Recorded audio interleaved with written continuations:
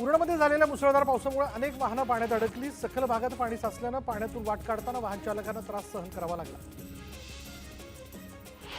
दिवा, डोंबिवली, कल्याण आणि कल्याण ग्रामीण भागात जोरदार पाऊस झाला। पावसामुळे सखल भागात पाणी साचलं असून वाहनधारकांना कसरत करावी लागते।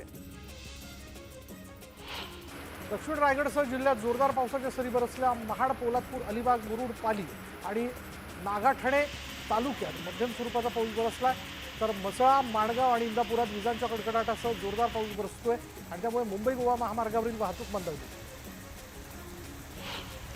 पिंपरी चिंचवडमध्ये मुसळधार पाऊस झाला। पावसामुळे हिंजवडी आयटी पार्कमधील रस्ते पाण्याखाली गेले। दरम्यान नाले सफाईवरून सुप्रिया सुळेंनी निष्पाणा घातला।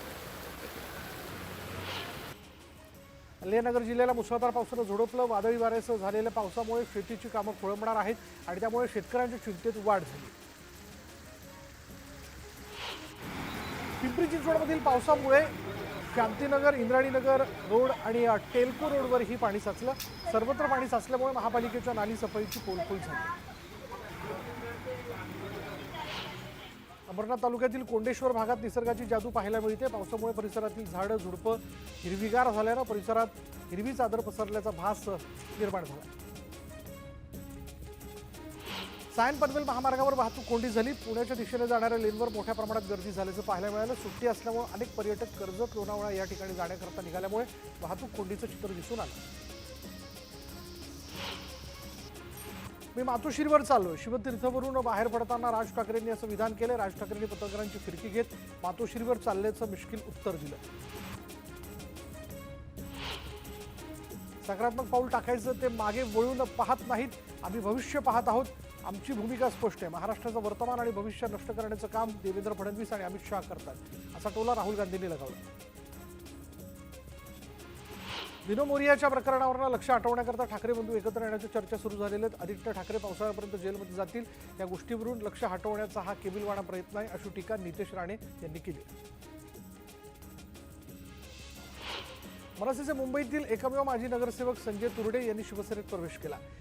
कलिना परिसरातील मनसे पदाधिकाऱ्यांसह त्यांनी शिवसेनेत पक्षप्रवेश केला। बीड जिल्ह्यातील 1.5 लाख शेतकऱ्यांचा 118 कोटींचा विमा वर्षभरानंतरही रखडलाय। मागच्या वर्षी खरीप हंगामात झालेल्या नुकसानीची भरपाई अद्याप शेतकऱ्यांना मिळालेली नाही। दरम्यान विमा कंपनीकडून चालढकल होत असल्याचा आरोप शेतकऱ्यांनी केला। पालघरच्या केळवे रिसॉर्टवर अल्पवयीन मुलीवर झालेल्या गोळीबार प्रकरणात पालघर पोलिसांची संशयास्पद भूमिका समोर आली आहे। रिसॉर्ट मालकासह आरोपीला विनापरवाना गावठी कट्टा बाळगण्यास परवानगी दिल्याची गोष्ट पोलिसांनी तपासातून वगळली आणि त्यामुळे पोलीस संशयाच्या भोवऱ्यात आले। बकरी ईदच्या दिवशी दुर्गाडी किल्ल्यावर हिंदूंना प्रार्थनेची परवानगी नाकारल्याच्या निषेधार्थ उभाटाकडून घंटानाद आंदोलन करण्यात आलं। मंदिर बंद करण्याच्या प्रशासनाच्या उभाटाने निषेध व्यक्त केला। नागपूर ग्रामीण पोलिसांनी मध्य प्रदेशातील गोवंश तस्करांच्या एका टोळीचा पर्दाफाश केला। मध्य प्रदेशातील जबलपूरहून नागपूरकडे येणारी कार ताब्यात घेत पोलिसांनी 6 गायींची सुटका केली। इंदापूर तालुक्यात सण उत्सवांच्या पार्श्वभूमीवर कायदा आणि सुव्यवस्थेच्या दृष्टीने भिगवण पोलीस स्टेशनच्या वतीनं रूट मार्च काढण्यात आला। बकरी ईद आणि धर्मवीर संभाजी महाराज जयंतीच्या निमित्तानं नागरिकांमध्ये शांतता आणि सलोखा अबाधित राहावा यासाठी पोलिसांकडून खबरदारी घेतली जाते। बकरी ईदच्या निमित्तानं सोलापुरातील व्यापाऱ्याने तब्बल 190 किलोचा बोकड बाजारात विक्रीसाठी आणला आणि या बोकडाची किंमत 3 ते 4 लाख रुपये असून याला दररोज संध्याकाळी 2 लिटर दूध पिण्यासाठी दिलं जातं। आंबेगाव तालुक्यातील एकलहरे इथे पुणे नाशिक महामार्गावर कळंब बायपास सुरू होणारा छेद रस्ता हा अपघाताचा ब्लॅक स्पॉट ठरला। या ठिकाणी अपघातात 10हून अधिक प्रवाशांनी जीव गमावल्यानं संतप्त नागरिकांनी रुग्णवाहिका आडवी लावत पुणे नाशिक महामार्ग अडवला। छत्रपती संभाजीनगरमध्ये बहुचर्चित आदर्श महिला बँक घोटाळ्यात 1461 ठेवीदारांचे अडकलेले 7 कोटी 9 लाख रुपये ठेवीदारांच्या अकाउंटमध्ये जमा झालेत आणि या ठेवीदारांनी पैसे मिळावेत यासाठी 2 वर्ष आंदोलन केलं। संभाव्य पूर्व परिस्थितीच्या पार्श्वभूमीवर सांगली जिल्हा प्रशासनाकडून आपत्ती व्यवस्थापनाचा आढावा घेण्यात आला आणि आपत्ती यंत्रणेकडे असणाऱ्या बोटींसह विविध साहित्यांची पाहणी जिल्हाधिकाऱ्यांनी केली। सांगलीच्या मिरजेत प्रसिद्ध सिने अभिनेते सयाजी शिंदेंच्या उपस्थितीत पर्यावरण दिन पार पडला आणि या निमित्तानं महात्मा गांधी चौकी पोलीस ठाण्यात आणि मिरज शासकीय रुग्णालयात अभिनेते सयाजी शिंदे यांच्या हस्ते वृक्षारोपण करण्यात आलं। अकोल्यात पैगंबर मोहम्मद यांच्या विरोधात वादग्रस्त वक्तव्य केलेल्या उमेश पुरीच्या निषेधार्थ अकोल्यात जनसत्याग्रह संघटनेच्या वतीने तीव्र आंदोलन करण्यात आलं। बस स्टँड चौकात उमेश पुरीचा पुतळा जाळण्यात आला आणि जोरदार घोषणाबाजी करत अटक करण्याची मागणी करण्यात आली। बीडच्या पाटोदा तालुक्यातील उंकडा इथल्या तलाव परिसरात हजारो रुपयांचा औषध साठा अर्धवट जळालेल्या अवस्थेत सापडला आणि त्यामुळे परिसरातील नागरिकांसह प्राण्यांच्या आरोग्याच्या दृष्टिकोनातून हानिकारक असल्यानं गुरांना विषबाधा होण्याची शक्यता आहे।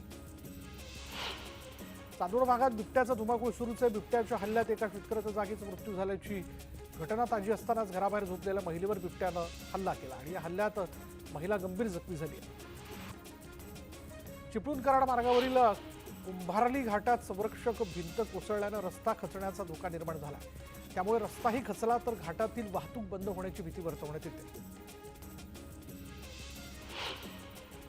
बीडच्या चाकणवाडी इथल्या आंतरराष्ट्रीय कथाकार पंडित प्रदीप मिश्रा यांच्या शिव महापुराण कथेचं आयोजन करण्यात आलं आणि यासाठी 5 लाख स्क्वेअर फुटाचा वॉटरप्रूफ मंडप घालण्यात आला।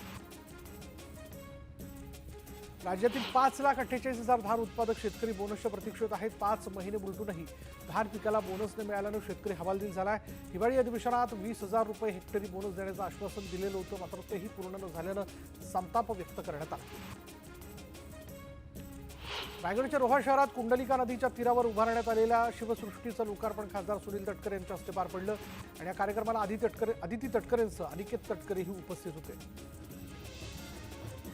पुणे नाशिक महामार्गावर चाकण शहरात प्रचंड वाहतूक कोंडी झाली आहे। जुन्नर नाणेघाट भीमाशंकरकडे जाणाऱ्या पर्यटकांच्या वाहनांनी महामार्ग ठप्प झालाय। सकाळपासूनच वाहनांच्या लांबच लांब रांगा लागल्या।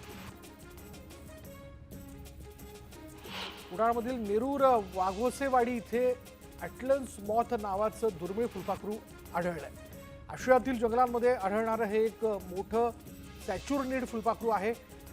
हे फुलपाखरू 12 इंच इतकं मोठं असून या पाखराचा वरचा भाग लालसर तपकिरी रंगाचा आहे। आयुर्मान कमी असल्यामुळे ही फुलपाखरं दिवसा विश्रांती घेतात आणि रात्री उडतात। वर्ध्यात बाल संगोपन योजनेचा बोजवारा उडाला। जिल्ह्यातील महिला आणि बालविकास विभाग पांढरा हत्ती ठरला असून 2,937 लाभार्थी अद्यापही लाभापासून वंचित आहेत, तर एकल महिलांना 2,250 रुपयांचा लाभ मिळाला आहे। संत तुकारामांच्या पालखी सोहळ्याला अवघे काही दिवस शिल्लक राहिले, त्यासाठी देहू देवस्थानची जोरदार तयारी सुरू आहे। संत तुकाराम महाराजांचा पालखी रथ देहू ते पंढरपूर दरम्यान पालखी मार्गस्थ होणार असल्यानं त्या रथाची डागडुजी तसंच चौघडा बैलगाडीचं काम वेगाने सुरू आहे। श्री विठ्ठल रुक्मिणी मंदिर समितीची बैठक पार पडलेली। बैठकीत सामाजिक कार्यकर्त्यांनी गोंधळ घातलाय। मंदिर प्रशासनाविरोधात सामाजिक संघटनांनी घोषणाबाजी केली आहे। बीबीजी कंपनीला दिलेला मनुष्यबळ पुरवठ्याचा ठेका रद्द करण्याची मागणी यावेळी करण्यात आली। कंपनीला ठेका देऊन कोट्यवधी खर्च करण्यापेक्षा सेवाभावी वृत्तीने काम करणाऱ्या वारकऱ्यांना सेवक म्हणून संधी देण्याची मागणी जी ती यावेळी करण्यात आली।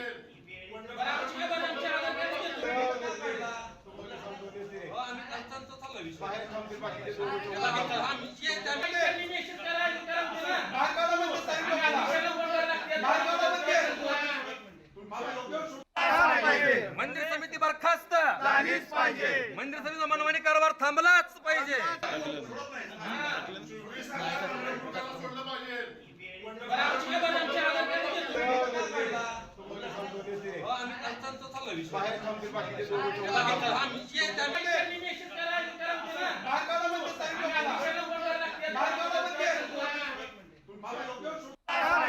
मंदिर समिती बरखास्त झालीच पाहिजे। मंदिर समितीचा मनमानी कारभार थांबलाच पाहिजे।